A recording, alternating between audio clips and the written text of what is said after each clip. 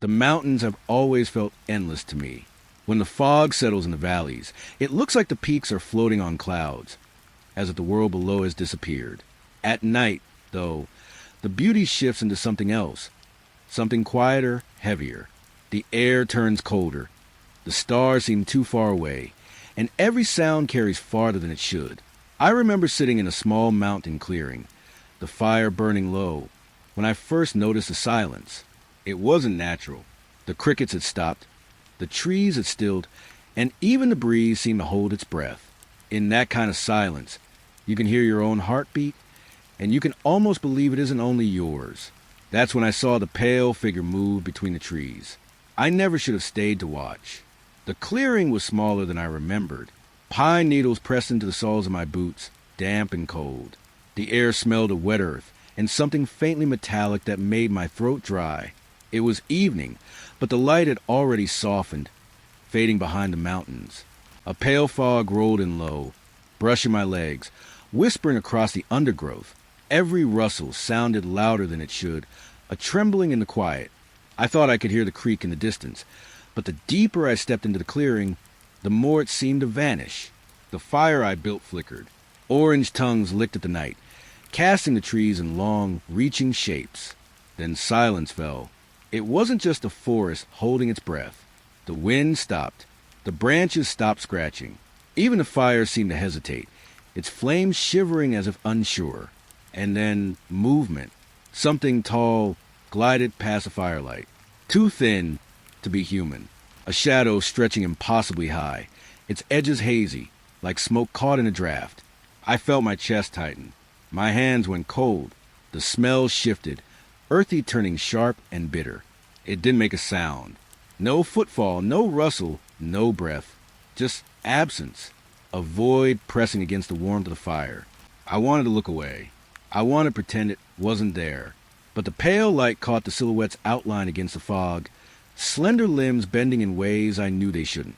My own heartbeat seemed to echo in my ears, long, slow, deliberate. I dared not speak. Even a whisper felt too loud. It paused. The shadow paused. And in that pause, the silence deepened, like someone had draped the forest in cloth. A soft, suffocating hush that made every small movement feel violent. I could feel it watching me, not with eyes, but with the pull of the air around me. Each inhale tasted faintly of iron. Each exhale trembled in the fog. The clearing seemed to stretch. The trees leaned in closer, their branches trembling, their needles scratching against each other like nervous fingers. I noticed the fire again, how the flames warped when it moved past, how the shadows of the clearing twisted in unnatural angles. I blinked and it was closer, or maybe I was further from it. Time and distance had slipped somewhere between the fog and my pulse. I felt my boots sink into the damp soil, but it was impossible to tell if I was moving forward or if the shadow was moving toward me. The world smelled of pine and decay, and I shivered, not from cold, but from something deeper, older. Soft footsteps, or something like them, brushed the edge of the clearing. Impossible and yet undeniable. My ears strained. The fog swirled around my legs, curling and curling, pressing against my skin, wet and static with tension. The shadow remained just beyond reach, leaning, stretching, its height impossible, as if the night itself had grown a limb. It shifted once, and the fire flickered violently. But then everything stilled again. I realized I had stopped breathing. I tried to remind myself that it was just a trick of the light, just my imagination. But the smell kept me rooted. Bitter, sharp, wrong. And then it moved again. A slow glide along the perimeter of the clearing, silent, effortless, unbroken. I could feel the space it occupied, the way the fog recoiled from it, the way the warmth of the fire recoiled from it. I lowered myself to the ground, hands pressed into the cold earth, heart hammering like a warning drum. The shadow lingered, a thin, terrible promise, stretching farther than the trees themselves. The night held its breath, and I did too. The clearing waited, the shadow waited, and I could do nothing but watch. The ridge loomed above me, jagged and pale in the fog. The air was sharp with cold, carrying the scent of wet stone and pine sap.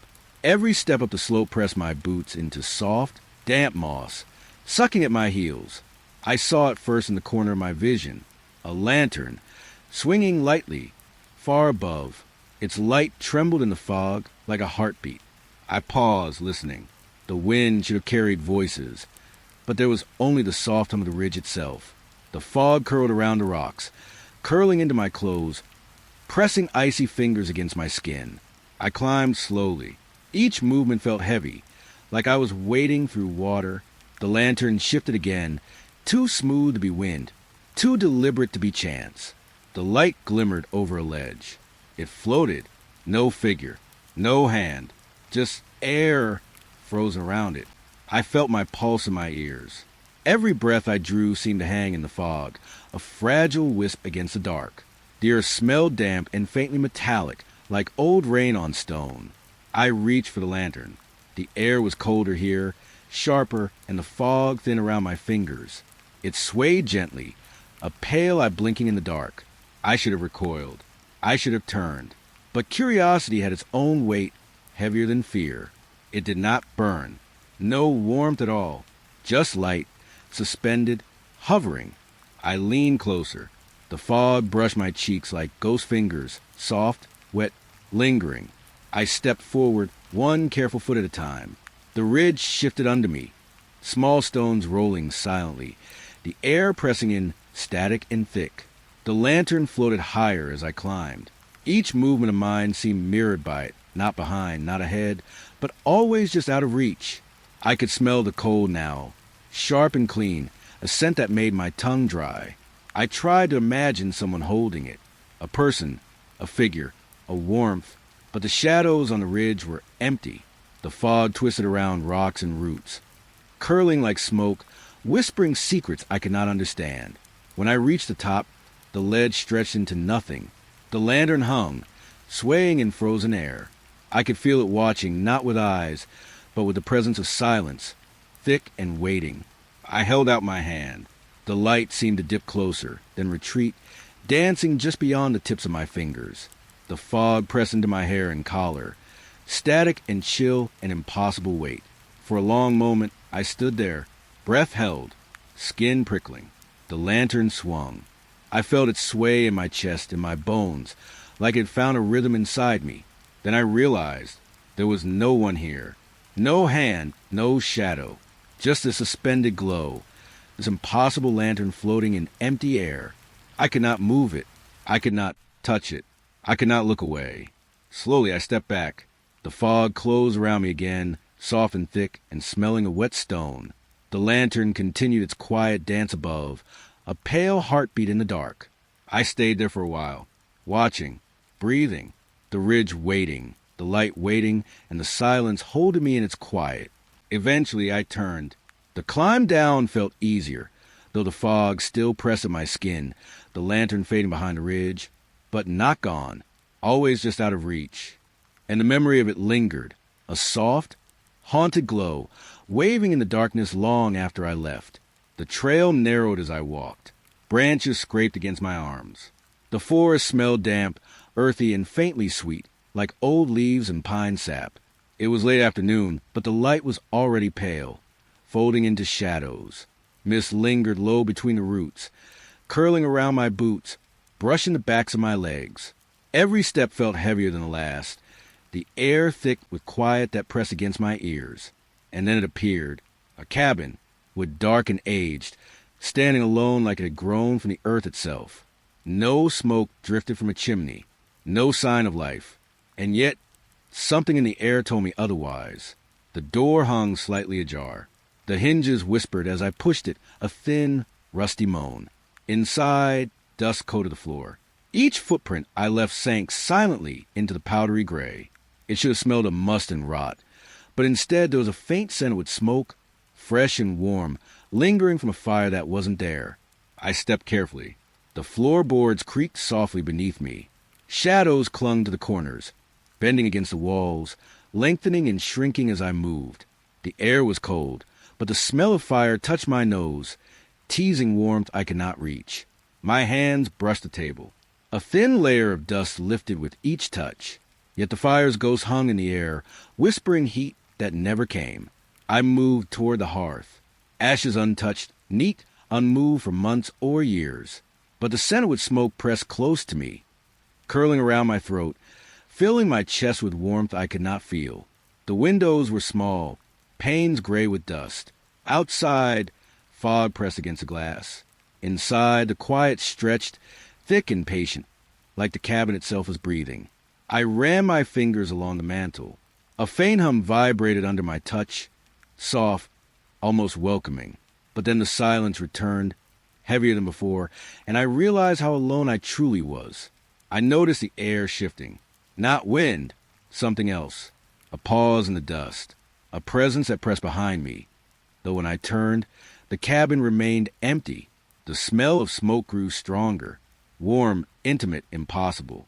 It wrapped around me, curling into my hair, into my sleeves, into my chest. And still no fire.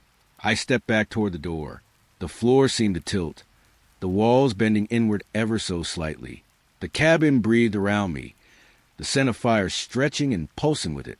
I crouched near the hearth, touched the stones. Cold, empty, yet the smell lingered more vivid, as though the fire had been here only moments ago, or as though it had never left. A soft creak behind me made me freeze. Nothing moved, but the air shifted again, warmer now, almost intimate, as if the cabin wanted me to stay, to notice, to remember. I leaned against the wall, the wood pressed cold against my back. The dust drifted down like slow snowfall. Outside, the fog whispered against the windows. Inside, the warmth of the fire still lingered, a phantom I could almost touch. I took a deep breath, felt the lingering heat in my chest, though my skin remained cold. I left the cabin as quietly as I could, the trail swallowing my steps, the fog curling around me, but I smelled it still, the cabin without smoke. And I knew, even from the distance, that it would not leave me alone. The pines rose tall and dark around me. The wind threaded through their branches, sharp and cold. The scent of sap and damp needles pressed into my nose, thick and green. It was late evening. The sun had already dipped behind the ridges, leaving a pale gray light that trembled across the forest floor. Shadows pooled between the trunks, thick and patient, shifting when I blinked. I thought I heard a voice, not human, soft, almost melodic, curling through the trees. A language I didn't know, jagged and liquid all at once. But then it said my name, clear, as if it had been waiting. It carried across the wind, brushing against my ears, sliding down my spine. I stopped. The forest fell silent around me, but the whisper continued, soft, taunting, curling in loops through the fog. The pine needles shivered under invisible fingers. I stepped forward. The ground was soft, moss and fallen needles giving slightly beneath my boots. The smell of damp wood grew stronger, and still my name lingered, repeating, echoing, twisting. The branches swayed though the air was still. A static hum hung low, vibrating through my chest. The fog drifted in lazy spirals around the trunks. It seemed to watch. It seemed to wait. I pressed my hands against a tree. The bark was rough, cool. The whisper wrapped tighter around me. Each syllable carried weight, as though the forest itself was shaping the sound with breath and thought. I turned in a slow circle. Every tree seemed alive. Shadows moved in the corner of my vision, stretching impossibly long, then vanishing. The air carried a faint tang of metal, or maybe fear, sharp and biting against my tongue. Soft footsteps? No, just a whisper drifting between branches, my name curling in the mist, repeating like a pulse I could not escape. I wanted to run. I wanted to scream, but the forest held me in place. It bent the fog around me, pressed the cold into my lungs. The whisper's weight settled on my shoulders, a living thing pressing gently, inevitably. I crouched low. The ground smelled of pine and wet earth. The whisper slowed, softened, like it was coaxing me. I could feel it lingering in my hair and my sleeves, sliding across my skin with each exhale I drew. I blinked, and the shadows shifted again. A pale light glimmered far between the trunks, but I couldn't tell if it was the last of day or something else entirely. The whisper circled me, a coil of sound I could neither touch nor escape. I pressed my palms to my ears. The whisper cut through my fingers, singing my name, curling in loops, slipping into the marrow of my bones. I realized it knew me, not just my name, but the shape of me, the weight of me, the slow, creeping fear that made my legs tremble. The fog thickened. It wound around my ankles, snaking higher, wrapping my waist, pressing my hair to my cheeks. The forest exhaled slowly. The wind softened. The whisper paused, leaving only a static hum, as though it had sunk deep into the soil beneath my feet. I took a slow breath, felt the chill in my lungs, the weight of the whisper in my chest. It lingered, soft, patient, a name repeating somewhere far beneath the pines. I stepped forward. Each footfall pressed into the damp earth. The fog parted slightly, curling around my boots, and the whisper followed, soft, insistent, a shadow that would not let me leave. And I walked alone, with the sound of my name curling through the forest, through the fog, through every pine that towered above me. The fire crackled low, spilling warmth over clearing. The night pressed close, cool and damp, with fog curling around the bases of the trees. Pine needles smelled sweet and earthy, sticky with dew, and the smoke cut to the chill like a promise. I was alone, or so I thought. Then I noticed movement, a figure sitting beside the fire. It did not speak, did not shift, just appeared, as if the night had folded itself around someone I could barely see. I blinked. The flames reflected off their form, tall, thin, pale in the light.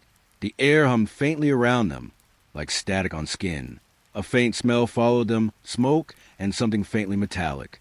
I turned to gather some kindling, a slow, deliberate rustle. When I looked back, they were closer, or maybe I had imagined the distance. The fire danced across their face, but revealed nothing human, nothing familiar. I breathed slowly, tried to remember the warmth of being alone, but the shadow beside the fire pressed against the edges of thought. I could feel their presence in the space behind me, even as I told myself I was imagining it. The fire hissed. Flames licked the stones, stretching long shadows across the clearing. The figure sat perfectly still, silent. Watching? I could not tell. I reached for a stick. It snapped lightly under my fingers. The figure shifted, just a fraction, but enough to make the hair on my neck rise. The air smelled suddenly colder, tinged with something sharp. I turned fully toward them, and they were gone, not walked away, not hidden behind a tree, just gone. Only the footprints remained, pale impressions in the damp earth, leading nowhere. The fog curled into them, but they did not vanish, not entirely. I knelt to study them. The shape was too human, yet wrong. The spacing of steps too perfect, too measured, like they had been carved into the ground. I felt the fire's warmth against my hands, but it did not reach the edges where the footprints ended. The silence that followed was thick, static in the chest, behind the ears, like the forest was holding its breath along with me. I stood slowly. The clearing seemed smaller, the trees leaning inward as if curious, as if the figure was still watching from some corner beyond perception. I touched the ground where the figure had been. Cold earth, no warmth, just a faint trace of smoke curling into the fog, vanishing like a memory I could almost reach. The fire burned low. I watched the shadows shift, the fog curl, the footprints remain. The presence was gone, and yet the emptiness had weight. I breathed in slowly. The pines smelled damp, alive, the fire warm against my palms. And I realized I was not alone. The figure had left a mark beyond sight, beyond sound, a trace in the quiet, a reminder that the forest itself could hold visitors without ever making a noise. I leaned back against a tree. The fire flickered, soft and low. The clearing waited, and I waited with it. The mountain air was thin, cold against my skin. Mist curled between jagged rocks, hiding the trail in soft gray waves. Pine sap clung to my gloves, sticky and sharp, carrying the scent of wet wood and stone. I noticed the stones first, smooth, white, placed deliberately, forming a line that led deeper into the mountains. They gleamed faintly in the pale light, wet with dew, a guide I couldn't ignore. Each step pressed into moss and loose gravel. The wind whispered through the pines, soft and patient, curling around my ankles, tugging at my hair, brushing cold against my cheeks. The path narrowed. The stones multiplied. A quiet hum pressed in behind my ribs, the silence between breaths heavy and aware. I bent to touch one. Cold, smooth, too polished for nature. The scent of damp stone filled my nose, but beneath it ash, faint and sharp, like smoke long gone but lingering. I followed the trail. The fog thickened. Shadows bent, long and thin, between the trunks. The white stones glimmered through the gray, each one a heartbeat in the silence. A rustle moved above me. Not wind. Branches shook, as though something tall and unseen passed between them. The stones pressed forward, guiding me up a slope that grew steeper. My boots sank into damp soil, the air heavy with the metallic tang of stone and pine. I reached the plateau. The stones formed a circle here, perfect, deliberate, and at its center, ash still warm, curling faintly in the wind. I froze. The smell of smoke wrapped around me, faint but undeniable. The fog pressed close, brushing my arms and face. The circle was empty, yet the air felt heavy, as if something had just left or had been waiting for me to arrive. I traced the edge of the circle with my hand. Cold stones under my fingers, ash clinging faintly to my palm. No footprints, no signs of movement except the warm center, a quiet echo of a fire that had not gone out long ago. The wind shifted. The pines whispered in a language I couldn't understand, soft syllables curling between the stones, pressing against the skin of my neck, brushing my hair, a presence I could neither see nor escape. I stepped back. The circle seemed to pulse slightly, a slow, patient rhythm that matched my own heartbeat. The fog curled tighter, and the stones gleamed, almost like eyes, watching, waiting. I breathed slowly. The warmth of the ash still lingered against my fingers, though the air around me was cold, still. I wanted to turn, to leave, but the stones seemed to pull my gaze, their whiteness stark against the dark forest and gray fog. I walked the circle once, then twice. The silence grew heavier with each step, a static hum pressing in my chest, and I realized it did not want to leave, or perhaps it did not matter whether I did. The fog thickened again.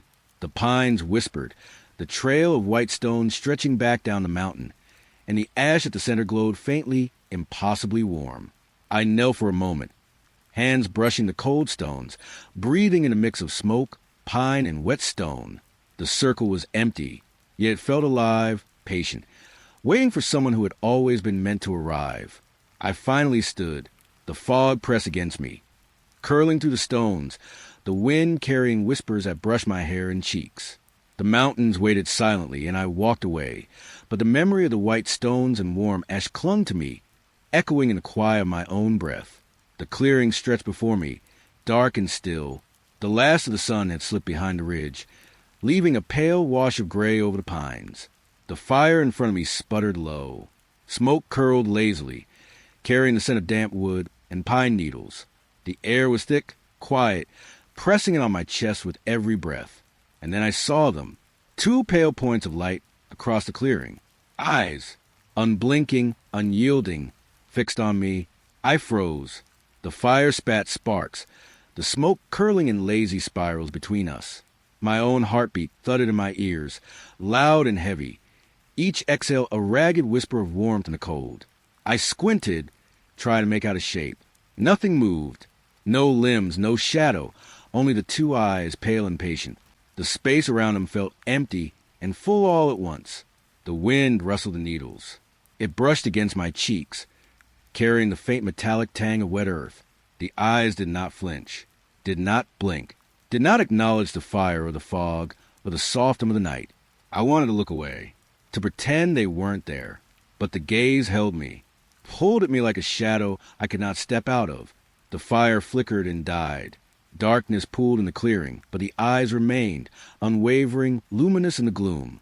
The air pressed colder, thicker, as if the forest itself had folded inward, closing the distance between us. I shifted my weight. The ground beneath my boots felt soft, uneven, alive. A faint static hummed at the edges of hearing. The smell of smoke lingered faintly.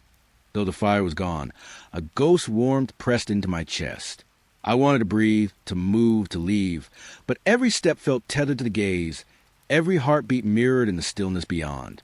The fog rolled slowly across the clearing.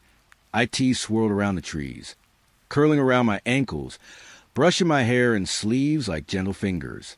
And yet the eyes remained pale and still, watching through mist and shadow, patient, eternal. I crouched slightly, hands resting on cold earth, breathing slowly, trying to measure the quiet. The forest seemed to exhale in small, careful pulses, as if afraid to disturb the watching. I reached for a stick, then paused. It felt heavier than it should. The ground smelled damp, metallic, and cold. The static in the air pulsed faintly, a slow heartbeat I could not locate. Time stretched. The eyes did not move. They did not blink. They waited, and in that waiting, the night pressed deeper into my bones. I took a single step back. Nothing changed. The gaze followed, steady and unwavering. I stepped again, and again. The eyes never shifted, never wavered, never left a spot across the clearing. Finally, I sank to the ground, hands pressed into moss and pine needles. The fog swirled closer, soft, cold, and thick. The eyes remained luminous in the dark, a quiet, patient sentinel. I closed my eyes, breathed slowly, felt the clearing, the fog, the cold earth beneath me. And when I opened them again, the eyes were still there, watching unblinking as the forest held its breath along with me. The cliff rose before me, jagged and pale in the fading light. Wind swept across its face, carrying the scent of stone and distant pine. The air pressed cold against my cheeks, thin and sharp. I noticed it first in the corner of my eye, a shadow stretching upward, tall, impossible, taller than the mountain itself, though nothing stood beneath it. I froze. The fog curled around the cliff, thick and damp, brushing my ankles. The shadow moved slowly, impossibly, like it had its own will. The air hummed faintly, static under the skin, in the chest, in the quiet of my own breath. I stepped closer. The ground under my boots was uneven, soft with moss and loose gravel. Each footfall felt heavier, as though the earth itself resisted my approach. The shadow climbed higher, reaching toward the sky, bending light and fog around it. I tried to trace its source. Nothing. The cliff was bare. No tree, no rock, no ledge could have cast such a shape. Yet it stretched impossibly, elongated, pale against the gray sky, swallowing the ridge above. I breathed slowly, felt the chill wrap around my arms, my neck, my chest. The wind shifted, teasing static into my hair, rustling needles and stone dust across the slope. The shadow remained, unyielding, waiting. I blinked. The stone beneath me glimmered faintly with moisture, and I realized the shadow's edges were not sharp, but liquid, sliding across the cliff, stretching beyond reason. I wanted to look away. I wanted to run, but something in the shape of it held my gaze. Curiosity, fear, and something deeper pressed together. I could feel the mountain itself watching, as though aware of the shadow it bore. The fog thickened, curling around the cliff like smoke. The shadow stretched higher, the sky paling above it. It was a silhouette of absence, a shape that should not exist. I pressed my hands to my face. Cold stone, cold air, cold wind. The shadow climbed still. My own heartbeat drummed loud in my ears, but the shadow made no sound. I tried to step closer, to measure it, to find the base. The ground beneath me trembled faintly, or perhaps it was me. The air smelled sharp, metallic, like rain on rock. The shadow loomed, impossible and silent, stretching beyond everything I had known. Time bent. The sun dipped lower. Shadows of the pines stretched long, thin, but the cliff shadow did not shrink. It climbed, silent, patient, surreal. I knelt finally, pressing palms to stone. The fog curled around my fingers. My breath came in shallow wisps. The wind hummed faintly through the needles and crevices, and still the shadow climbed, taller than the mountain, taller than the sky. I could do nothing but watch. And in watching, I felt small, fragile.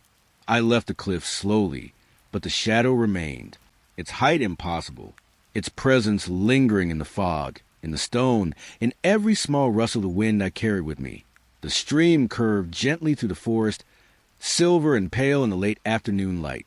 Water slipped over smooth stones, cold and clear, carrying the scent of wet moss and earthy soil. The air smelled faintly of pine and something deeper, mineral and sharp. I knelt at the edge, fingers brushing the cool current, feeling it run through my palms. The gurgle of water hummed softly, a constant rhythm beneath the rustling of leaves. At first, it was just noise, liquid over stone, endless and patient. But as I leaned closer, it shifted. The gurgle formed shapes in my mind, soft, curling syllables. I blinked. The water whispered my name. Then more, words that made sense. Sentences that seemed pulled from memory, or from dreams I didn't know I'd had. The current tugged at my hands. The wind stirred the branches above, brushing needles against my cheeks. The water's voice grew clearer. It told me things I had forgotten, things I had not yet known. I reached further in. The cold licked my skin, and each breath seemed to blend with the stream, as if the water and air were speaking together. The fog crept low across the bank, curling into my sleeves, pressing damp hair to my cheeks. The stream's voice carried in loops, pulling me forward, yet somehow drawing me backward as well. I knelt fully now, face close to the surface. The water formed sentences I recognized. They spoke of names, places, moments from long ago, whispers that felt alive, threading warmth and chill into my chest simultaneously. I could feel the stones beneath me, cold and firm, the current tugging gently, insistently. The wind sighed through the trees. Every leaf, every ripple, every soft film of water pressing together. The sentences slowed, curling into silence, yet the memory of them lingered on my lips, in my fingertips, in the subtle warmth of my chest where the water's words had brushed against me. I drew back, water dripping from my hands, the fog wrapping like smoke around my ankles. The stream gurgled again, quieter this time, softly, patiently, as if it had never stopped speaking at all. I breathed slowly, the chill of water lingering in my palms, the scent of moss and wet earth filling my senses. I looked downstream, watching the water move over the stones, and realized it carried its own stories, old, patient, unending. I stayed there a while, listening to the gurgle, feeling it curve around the rocks, feeling it press against my skin, and in that quiet, I understood that the stream remembered me, even when I forgot it existed. Finally I stood. The forest shifted gently, fog curling around my boots. The stream wound on, silver and patient, carrying words I could not hold, but would not forget. The morning air was thin, cold against my cheeks. Fog curled low over the forest floor, soft and pale, brushing the tops of stones and roots. The smell of damp earth and pine lingered heavy, like the forest had exhaled overnight. I stepped into the clearing. It looked different. The stones I remembered were shifted, scattered into new patterns. Trees leaned at odd angles, branches brushing the mist as if repositioned while I slept. I blinked. The ground underfoot felt familiar, yet wrong. A soft hum seemed to rise from the soil itself, subtle and insistent. Leaves whispered together, small shivers across the clearing. I walked slowly, each step pressed into soft moss, the smell of wet pine needles rising with every movement. The fog wrapped around my ankles, curling over roots and stones alike. Every familiar mark I had noted yesterday was gone, replaced by shapes I did not recognize. I paused. The silence pressed around me, dense and patient. A single bird called somewhere distant, sharp and fleeting. I realized I was not entirely alone. The clearing itself felt aware, breathing, shifting. I traced the stones with my fingers. Cold, wet, smooth, and yet arranged in patterns I could not understand. Circles and lines that seemed deliberate, yet alien. The trees shifted when I looked away, just slightly. Branches brushed together softly, and when I turned, a sapling had moved closer, as if curious, its shadow bending against the mist. I breathed slowly, feeling the damp air press into my lungs. The forest hummed softly beneath the fog. Every leaf, every root, every stone felt alive, rebuilding itself while I slept, reconstructing the land to a design I could not see. I stepped back, scanning the clearing. The shapes of yesterday were gone. Familiar landmarks vanished. The path I had taken to arrive now seemed altered, as if the clearing itself had guided me here differently. I knelt and pressed my hand to the cold, wet earth. The stones glimmered faintly. The moss shivered under my fingers. The clearing breathed quietly, the fog curling and folding over itself like slow smoke. I rose slowly. Every step I took felt lighter, yet somehow heavier, weighted with the sense that the land itself was watching, waiting for me to notice, to understand that I had entered a space that did not stay still. The morning sun filtered weakly through the mist. Pale light caught the edges of stones and tree trunks, but it did not illuminate patterns, only hints of their subtle rearrangements.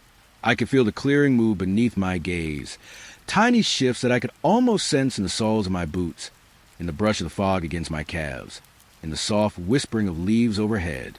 I walked to the center. The air was damp, thick with quiet. I turned slowly, tracing the edges, watching the fog curl and the shadows shift.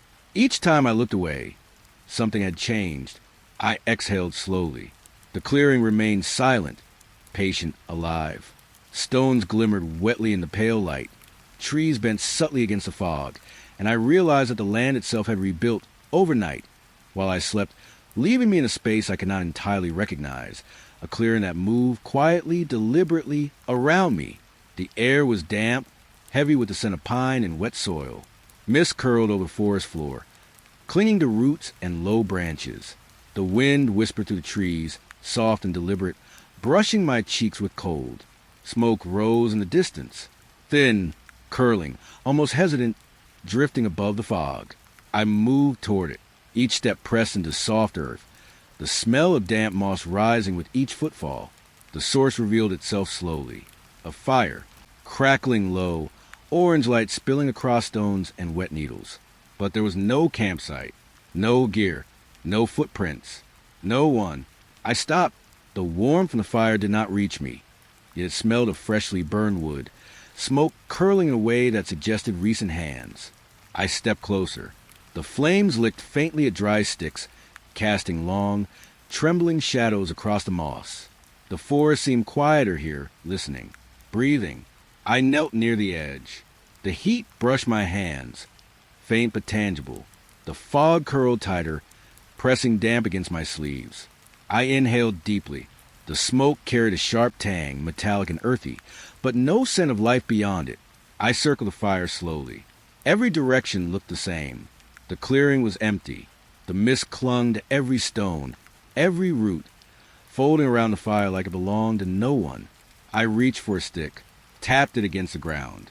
No echo beyond the soft rustling of leaves. The fire crackled. The shadows trembled. Yet no other sound answered me. I stared into the flames, fingers tracing faint patterns of heat in the air. I could feel the pulse of the fire, a subtle rhythm under my palms, but no pulse in the world around it. No footsteps, no breath. I moved back slightly, fog brushing my ankles, branches swaying with whispers I couldn't understand. The fire remained, constant and patient. The smoke curled higher, dispersing into gray morning, vanishing into nothing beyond the trees. I knelt again, tracing a circle of stones around the blaze. They were cold beneath my fingers. The fire's warmth did not extend to them. No signs of a chair, a pot, a pack. Nothing that suggested someone had been here to sit, to cook, to rest. I inhaled slowly. The forest seemed to hum faintly in response, wind curling in tiny loops around the clearing, pressing damp against my hair and cheeks. The fire crackled once more, a low, deliberate sound, and I realized it had no owner. I stepped back. The mist rolled between the trees. The shadows stretched, curling toward the fire, but no one stepped from them. No life moved. Only the fire burned, patient, unmoving, and I walked slowly away, breathing in the scent of smoke and damp earth, leaving the fire behind, alone and still burning. The morning was pale, mist curling low over the forest floor. The air smelled of wet pine and cold earth, heavy and still. Each breath pressed quietly against my chest, slow and deliberate. I stepped into the clearing. Birds, dozens of them, perched silently in the trees around me, black shapes motionless, watching. I stopped. The ground underfoot was soft, damp, moss pressing against my boots. The wind whispered between the branches, brushing cold against my hair and cheeks. The birds did not stir, not a flutter, not a shift in the feathers. I moved forward slowly. The fog curled around my ankles, damp and insistent. Branches scraped softly against my shoulders. The air hummed faintly, a static vibration I could feel in my chest. A crow tilted its head. Two shiny black eyes met mine. The weight of their gaze pressed against my spine. I exhaled slowly. The forest seemed to hold its breath. I stepped again. The birds remained, watching, silent, even when startled, even when my foot snapped a twig. Not a single one took flight. I knelt, fingers brushing wet moss. The scent of pine and earth pressed into my nose. I looked up. The flock had shifted slightly, but not in the way of ordinary birds. More deliberate, patient, each pair of eyes following me, unmoving yet aware. The fog thickened. It curled around their feet, between trunks, over the moss. Branches swayed gently, brushing my skin. I could feel the weight of their silence pressing close, thickening the air. I breathed slowly, trying to measure it. Every inhale carried damp earth and pine. Every exhale seemed to ripple through the motionless flock. They did not move. They did not blink. They simply watched, patient, suffocating, their presence stretching the space between branches and fog. I stepped back. A twig snapped sharply beneath my boot. The birds did not react.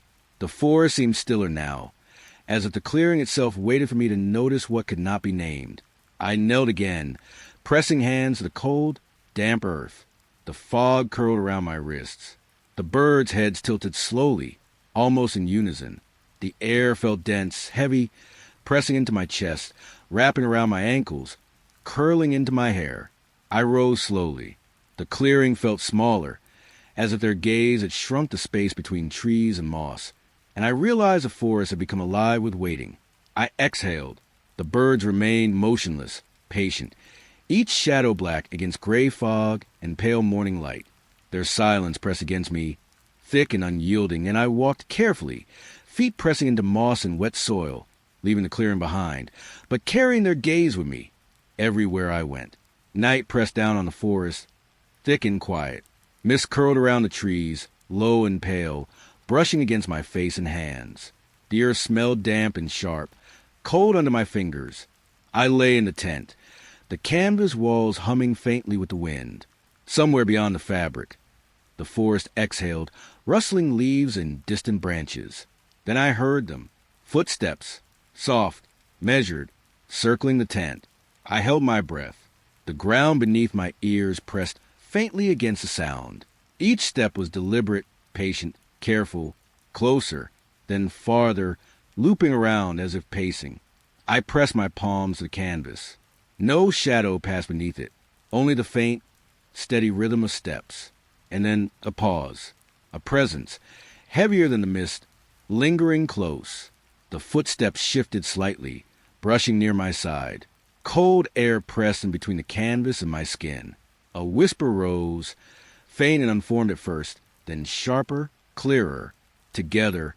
A voice, many voices, one sound, pressing against the thin fabric. I froze. The air inside the tent smelled damp and metallic, like rain over stone.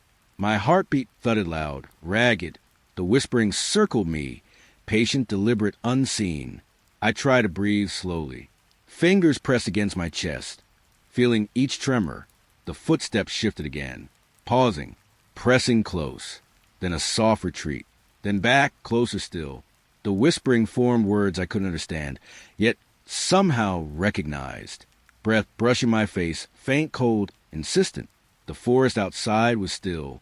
The mist hung low, folding between trunks, but nothing moved beyond the steps and whispers. I sank lower, pressing my forehead to the ground. The canvas trembled slightly with each movement outside. The fog wrapped tight against the tent, pressing damp and cold. Every rustle, every faint hum of air, amplified the presence circling me. Time stretched. The steps slowed, then paused. I could feel the weight pressing against the sides of the tent, the roof, the ground beneath me. I exhaled slowly.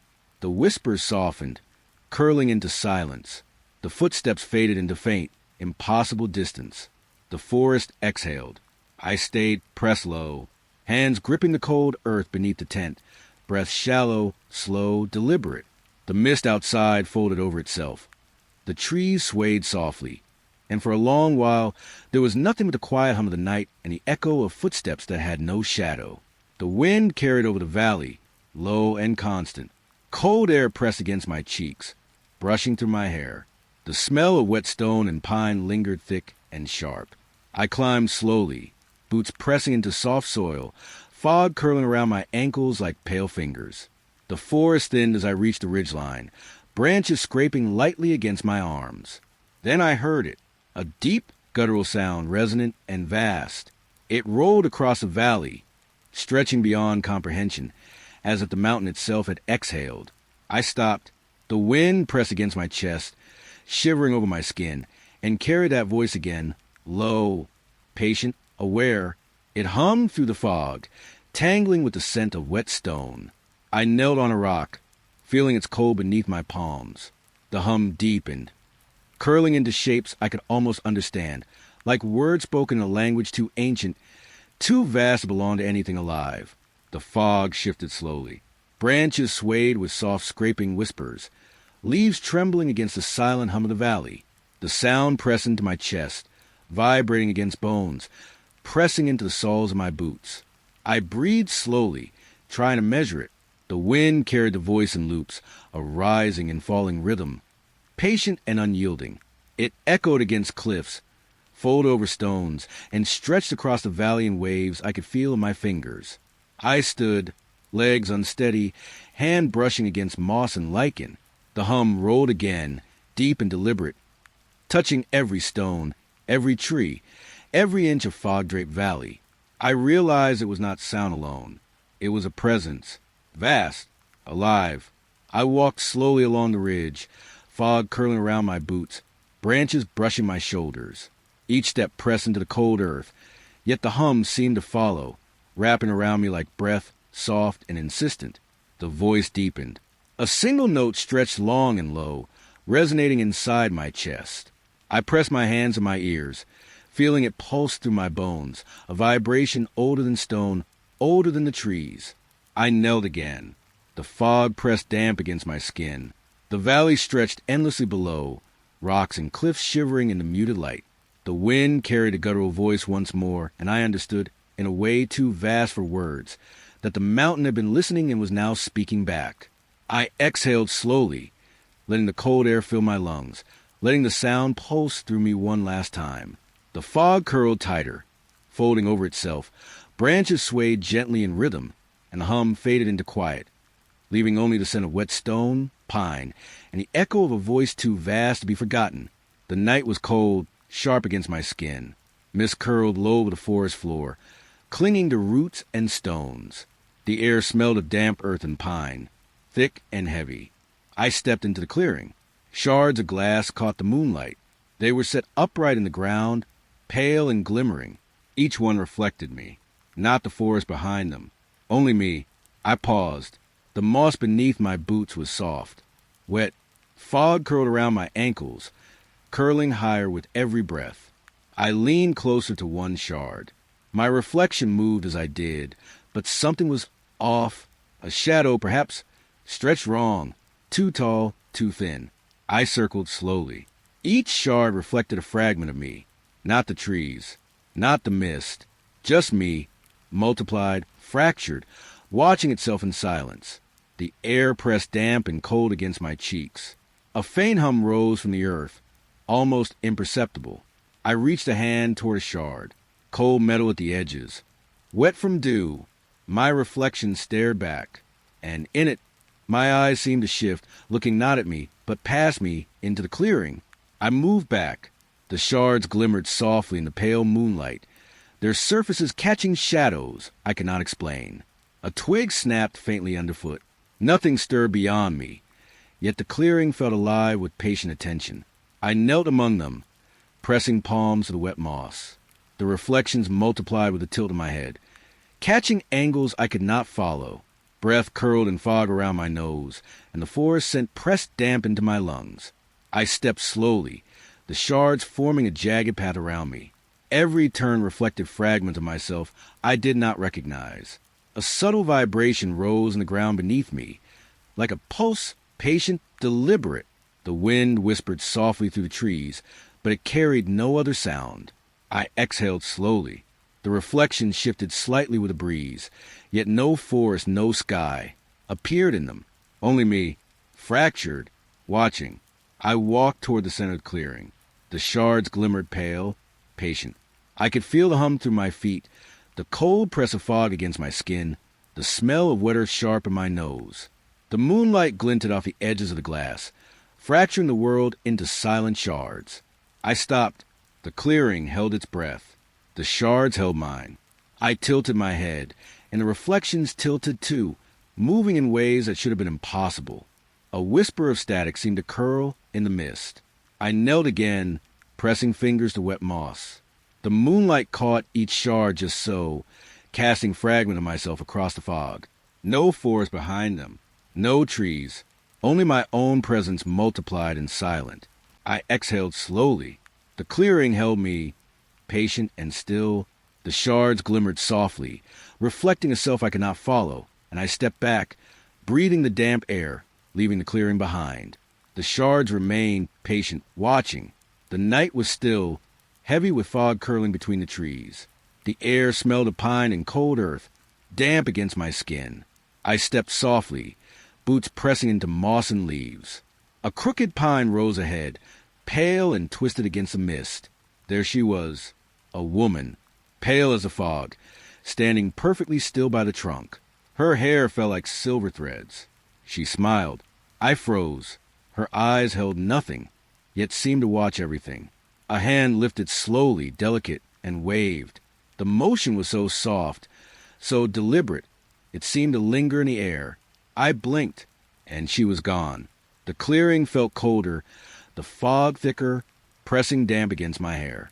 Branches scraped softly against my arms, and I could feel the hum of silence vibrating around me. I moved forward cautiously, heart heavy in my chest. Then I noticed them, footprints, by the fire I had left burning earlier, small, pale impressions in the damp soil. They led toward me and then circled back, but there was no one there. I crouched, fingers brushing wet dirt.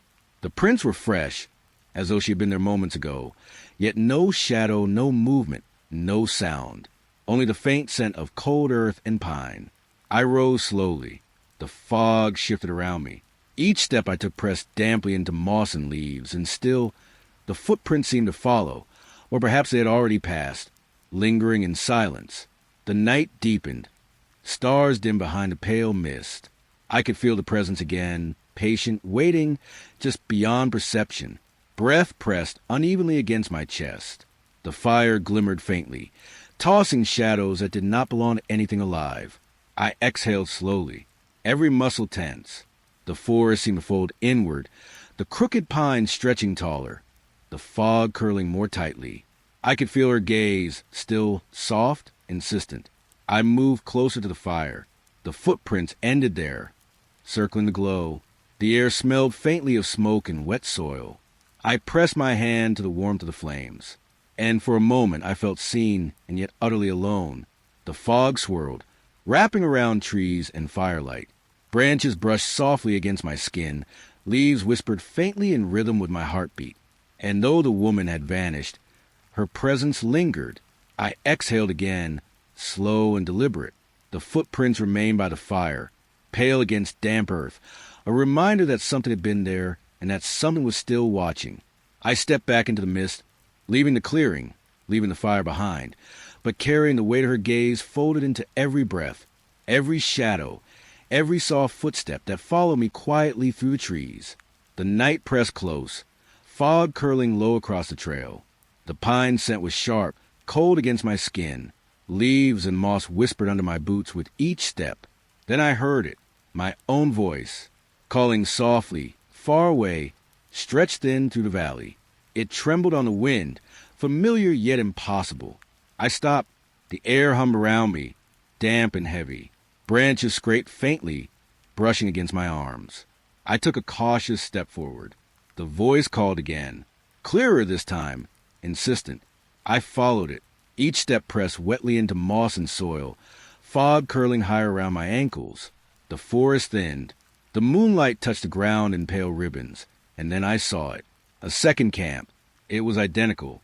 Every log, every stone, every ember in the fire mirrored my own campsite.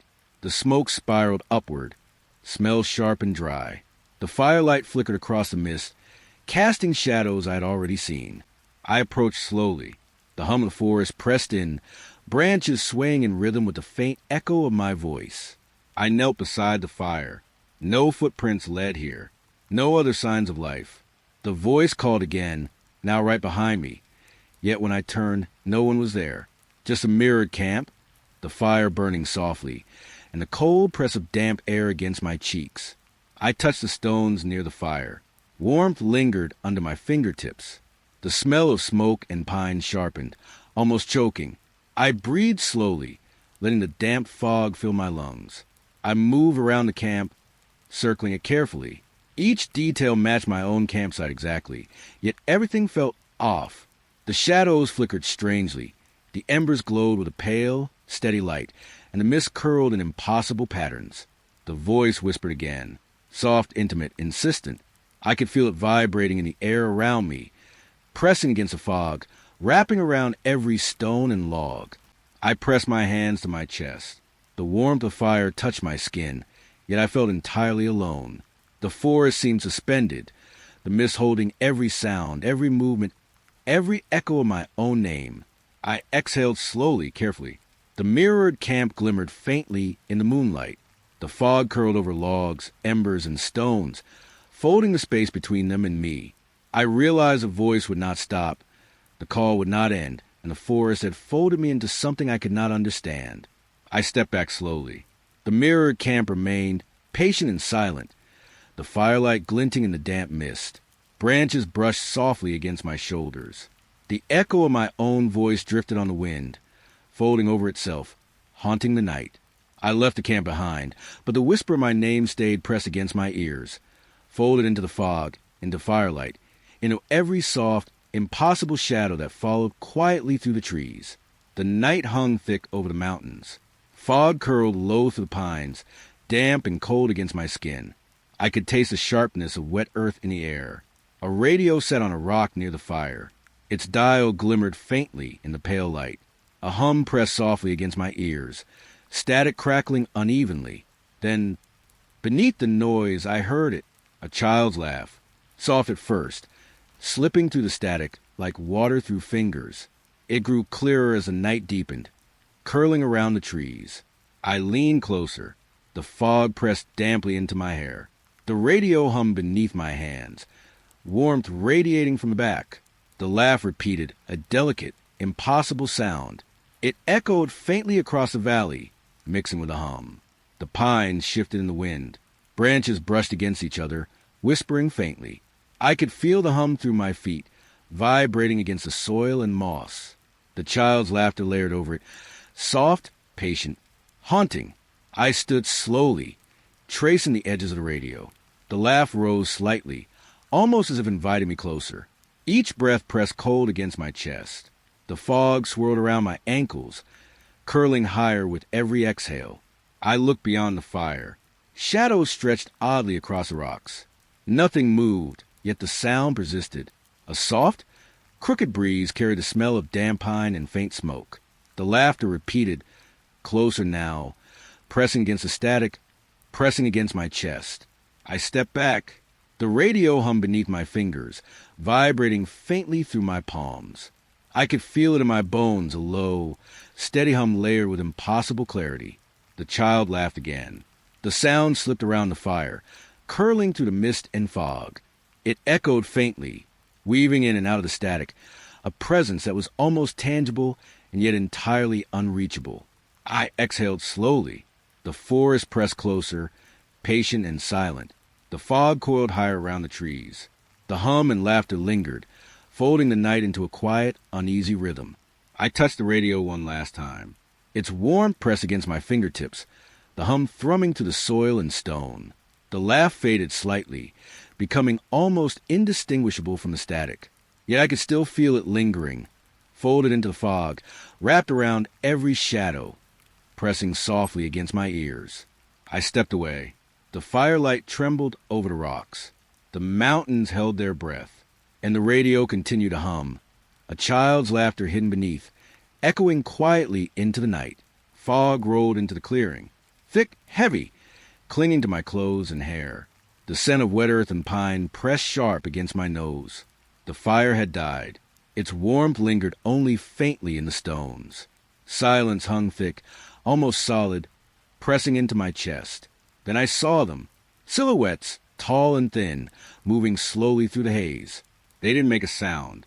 Not a rustle, not a breath. Just presence. I stepped forward, boots pressing softly into damp moss. The fog wrapped around my ankles, curling higher with each cautious step. Shadows stretched oddly, reaching across the ground, touching nothing, but pressing against my senses. The silhouettes shifted in the smoke. A long, pale arm here, a bend of a tall shadow there. They moved without feet, or perhaps without touching the earth at all. The air trembled faintly, like the forest itself was holding its breath. I inhaled slowly. The fog tasted faintly of ash, cold and heavy. The clearing seemed endless, but the shapes remained patient, silent, almost waiting. A branch cracked somewhere behind me. I flinched, but the silhouettes didn't react. They didn't blink. They didn't turn. They just drifted impossibly thin, through the smoke that thickened with every exhale I took. I crouched beside a stone. The moss pressed wet against my palms. I could feel the hum of the fog vibrating softly in the air. The shapes moved closer, yet never closer enough, never touching the ground, never leaving a sound. The cold pressed into my chest, into my lungs. I felt it curling around me, a slow, creeping weight. Each breath became heavier. The fog swallowed the clearing, the silhouettes, the air itself, and the small warmth I had brought with me. I reached out, hand trembling. The mist parted slightly, and for a moment I thought I might touch one, but it dissolved, thin and silent, leaving only the damp cold and a faint shiver on my skin. I rose slowly. The clearing remained, fog rolling endlessly, shapes gliding through the haze, patient, impossible, unblinking. The trees pressing at the edges, their branches trembling softly against the windless night. I backed toward the path. My boots pressed went into moss and soil. The fog clung to my sleeves, my hair, my skin. The silhouettes lingered, patient and still, and I realized the clearing had swallowed the world around it. Only the fog, the smoke, and those tall, silent shapes remained. I left the clearing slowly. The cold pressed into my shoulders. The mist folded behind me, but I could still feel the silhouettes, thin and impossible, drifting silently through the smoke. And the clearing waited, silent, endless, suffocating. I did not look back, but the memory of the shapes pressed against my mind, even after the fog had thinned, even after I returned to the warmth of the trees, haunting the quiet of every breath. The tent sagged softly in the night. Its canvas pressed close to my skin with the weight of the cold. Outside, the wind rustled through pine, thin and urgent. I knelt, palms pressed together. A prayer slipped from my lips, low and trembling. The scent of damp earth and smoke lingered at the edges, and then it came back. A voice, almost my own, whispering the words I had just spoken. From the opposite corner, dark and still, no shape moved, no shadow stretched. Yet the sound was there. I froze, breath caught in my chest. The fabric of the tent pressed tighter against my ears. I listened, counting the rhythm of my own heartbeat. It was not my voice now, it was two. The second voice repeated each syllable, soft, exact, impossibly patient. I dared not turn. I dared not move. The air inside the tent thickened, heavy with a quiet hum of unseen presence. My fingertips brushed the canvas. Cold seeped into my skin, seeping to the fabric, curling into my palms. I whispered again, a test, a tremor of words barely audible. It returned instantly, precise, patient. The tent seemed smaller now, walls bending inward as if listening. Every breath I drew made the second voice sharper, closer, though I saw nothing but shadow corners. The smell of smoke lingered, mingling with damp pine, and the hum of my own pulse grew louder in the stillness. I tried to rise, careful, slow. The canvas shifted with me, soft footsteps of wind brushing over my face. But the voice stayed, repeating, echoing, holding my word hostage. I pressed my cheek against my hands. I could feel the warmth of my own skin, and the cold spreading from the corners of the tent. It was patient, It knew my name. It repeated not just my prayer, but the tremble behind it. I whispered question, trembling, soft as moss underfoot. The voice answered immediately, not in words, in echo, a reflection of breath, a mirror of fear. I dared a glance toward the far corner. Nothing, only canvas and shadow. But the voice lingered there, patient, precise, waiting. And with it came the faint hum of movement, soft, impossible, circling the edges of perception. The night pressed closer. The wind outside softened, but inside, the voice grew. It carried warmth and cold at once, a living hush pressing around my ribs. I tried to count the seconds, but time bent in the presence of two voices. Finally, I lowered my head to the ground, palms pressed to my ears. The damp canvas smelled of earth and smoke. The voice whispered again. Following each syllable, I thought, breathless, patient, impossible. And then silence, or a silence that wasn't silence. The kind that hums in the marrow, that waits beneath your own heartbeat. I did not dare lift my head. I did not dare move. Hours passed, or perhaps moments. The cold seeped deeper. The canvas sagged softly, and I stayed crouched, trembling, listening to my own words repeated, to the voice that was not mine, that waited, patient, and held the night inside its corners. Dawn stretched slowly over the valley.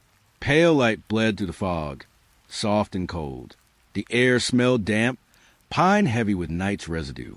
And then I heard it, bells, faint at first, trembling through the mist. No church stood nearby, no steeple, no tower, no reason, just a sound, echoing, folding over itself. I shivered. Each peal carried through the trees, brushing against my skin. A metallic taste rose in my mouth. The fog curled around my ankles. I stepped forward. The bells grew closer. Each strike resonated in my chest. I could feel them behind my eyes, inside my ribcage, humming. The clearing felt smaller. Every breath drawn pulled the sound in tighter. I turned slowly. Shadows of trees wavered in pale light. Still, nothing moved. The bells shifted. Closer now, surrounding the clearing, not from above, not from behind, but from every direction at once. Their metallic timbre layered, overlapping, drowning out the quiet whisper of the wind. I crouched, palms pressed to my knees. The mist felt alive, soft fingertips tracing my arms. The sound vibrated through the ground, through the soles of my boots, into my bones. I whispered a name. No answer, only the bells. Closer, insistent, impossible to locate. I could see them then in my mind. Silent hands ringing, swinging through the fog. Shapes taller than the trees, moving with the cadence of the bells. But when I blinked, the clearing was empty. I tried to follow the sound. Step by careful step, the fog parted and returned, the bells stretching, bending toward me. Every leaf, every blade of grass quivered. The echo wrapped around my throat, soft and suffocating. The valley itself seemed to breathe, a low hum beneath the ringing. The mist thickened, curling upward, hiding the far ridge. And still the bells drew nearer. I fell to my knees. The dirt smelled of smoke and moss, cold and damp. The sound of metal striking air vibrated in my skull. I pressed my forehead to the earth. Prayers whispered, swallowed by the resonance.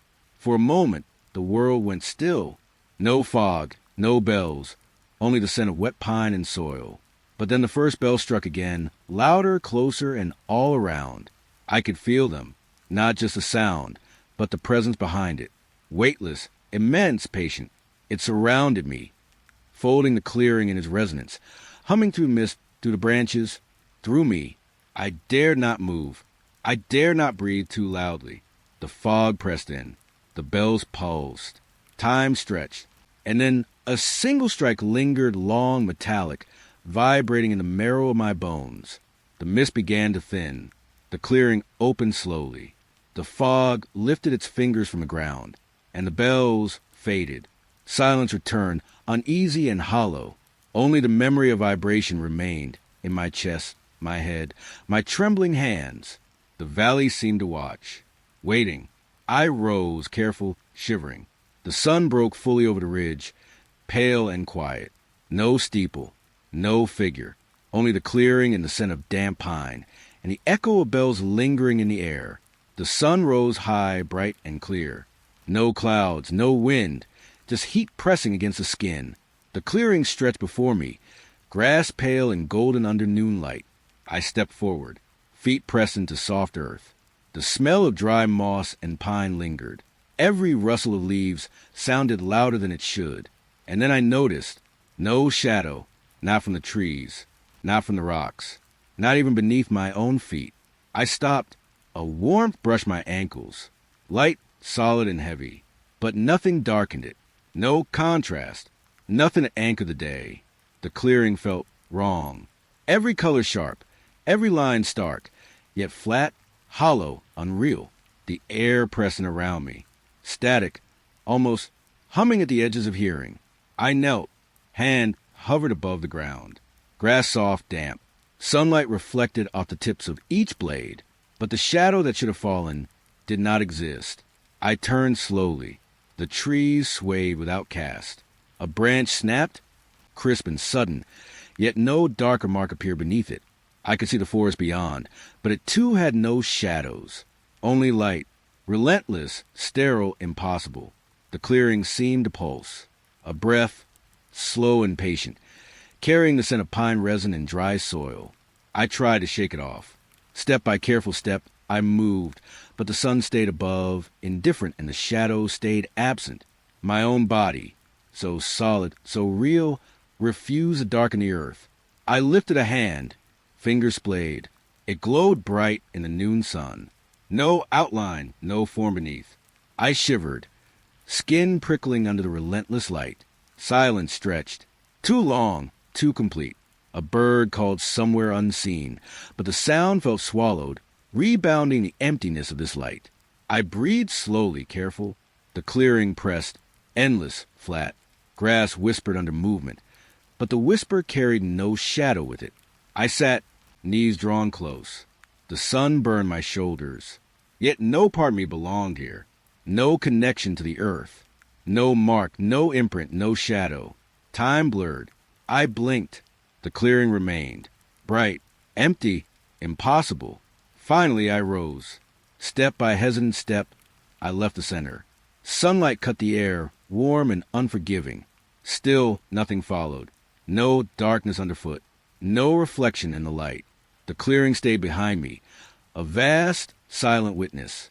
Bright and hollow. And I understood some things belong only to the light, and some belong to nothing at all. The fog lay thick over the valley, cold and damp, clinging to my boots and wrists. Every breath hung heavy in the air, smelling faintly of wet pine and earth. I moved slowly toward the fire, its glow weak against the white haze. Soft rustling of dead leaves underfoot, the hum of distant wind threading through the trees. And then I saw them, figures low and shifting in the fog. At first, I thought it was a trick of the light, but they walked steadily, deliberately, toward me, pale shapes tall and thin, faces blank, smooth, unfinished, no eyes, no mouth, only the impression of something human. The fire flickered. Shadows stretched against nothing. I froze, the heat from the flames brushing my skin, but the shapes carried only cold. They came closer, footsteps soft against moss and dirt, yet echoing somewhere inside my chest. The fog swallowed the sound, then spat it back, slower, heavier, like it belonged to someone else. I could hear the hum of the valley, a distant bird or a branch snapping, maybe both. Or maybe it was them, moving without sound, yet pressing a presence into the air. The figures paused at the edge of the firelight. I held my breath. The smell of smoke was thick, almost comforting, but beneath it, something sour, like metal and water. I wanted to speak, to ask them who they were, but my voice stuck. Nothing emerged except the rustle of fog around my sleeves. One stepped forward, its blank face tilted toward mine, skin pale as ash. I felt the heat of the fire, and yet a chill pressed through my chest, deep and slow. I blinked.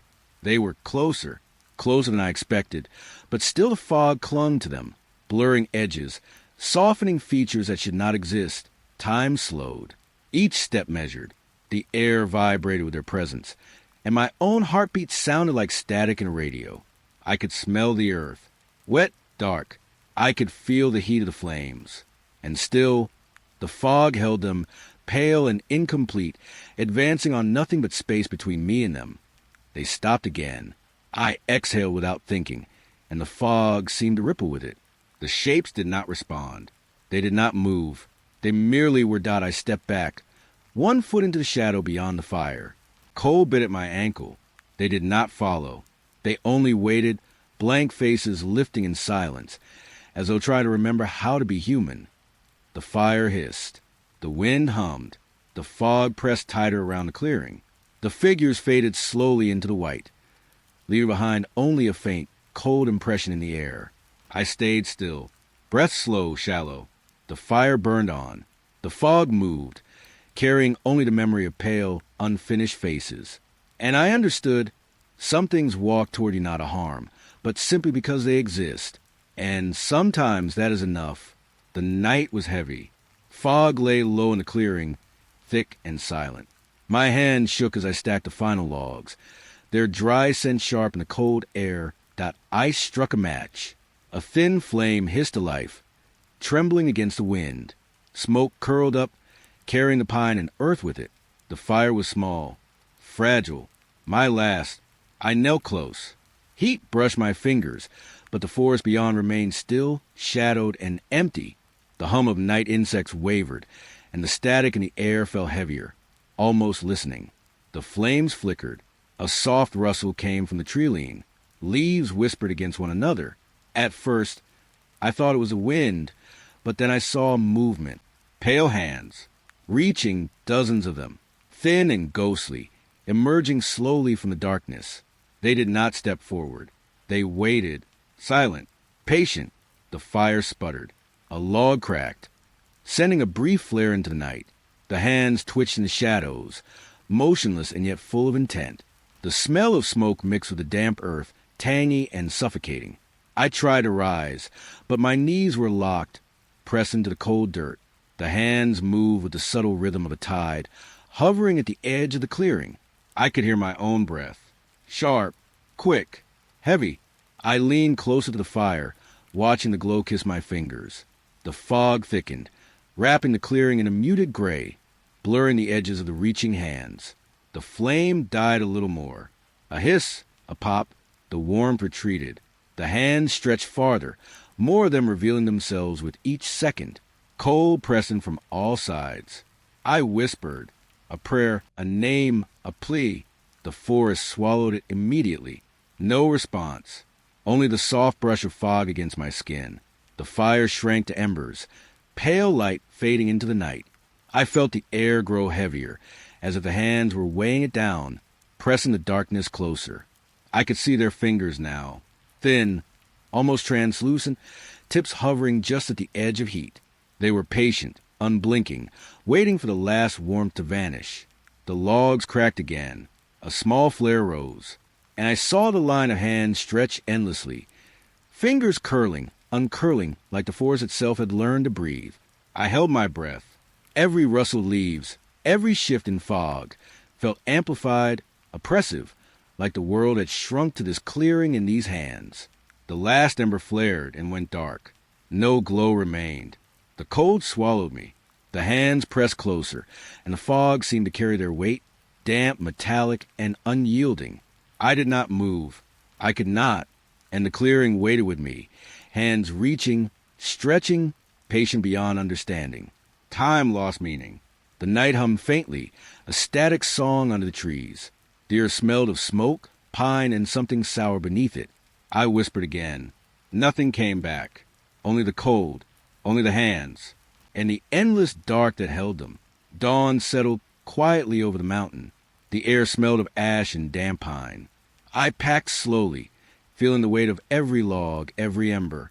The fire burned steady, orange and soft. It seemed alive, though I had no one attendant with me. Smoke coiled upward, curling around the low branches. I should have left. The path back seemed clear, but when I stepped onto it, the ground hummed beneath my boots. The wind shifted, carrying the scent of smoke back to me. Every trail I tried led the same way. twisting through trees, dipping into hollows, and then, always, the clearing. The fire waited, still burning. I knelt beside it, touching the warm stones around the base. The glow reflected in my eyes, and I could see every wrinkle in my own tired hands. Yet the forest behind me remained unchanged, fog lingering low, thick, watching. I tried again. A different turn, a different hill. The static hum of leaves, the rustle of needles, the smell of cold earth beneath frost, all pulled me back. The clearing had a pulse. Or maybe it was mine. The fire never dimmed. Smoke drifted through the pine, curling and thickening, whispering against my skin. I called my own name. It echoed, soft, warped, as though the mountain itself repeated it back. The trees shivered. The fog thickened. And there, beyond the firelight, I thought I saw shapes moving, but when I blinked, there was nothing but shadow. The ground shifted beneath my feet. Soft footsteps circled, careful and untraceable. Every direction I chose brought me back, and the clearing seemed to breathe with me. I sank to the earth beside the fire. Cold pressed against my spine. Smoke wrapped my face in its acrid warmth. The hum of the mountain filled my ears. The trees stood silent, patient, waiting. I thought about leaving again. The path stretched forward, inviting. I stepped. The fog rose. I was back. The fire still burned, steady and eternal. I whispered a plea into the night, but the clearing swallowed it. The air held it back, thick as fog, and I felt the weight of unseen eyes, not watching but knowing. Each time I rose, my legs felt heavier. Each time I walked, the soil beneath my boots seemed to pulse. Every turn, every step led me back to the same embers. I tried to mark the path. Stones, sticks, scratches in the bark.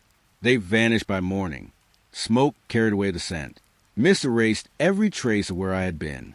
I crouched beside the fire again. Its warmth was small comfort. I could feel my own pulse in the humming fog. The forest pressed closer, silent and dense, yet the clearing held a stillness deeper than night. Hours passed, or maybe minutes. The fire never faltered. The air held the same weight, the same scent of smoke and pine, the same soft, unending hum beneath it all. I realized then there would be no leaving.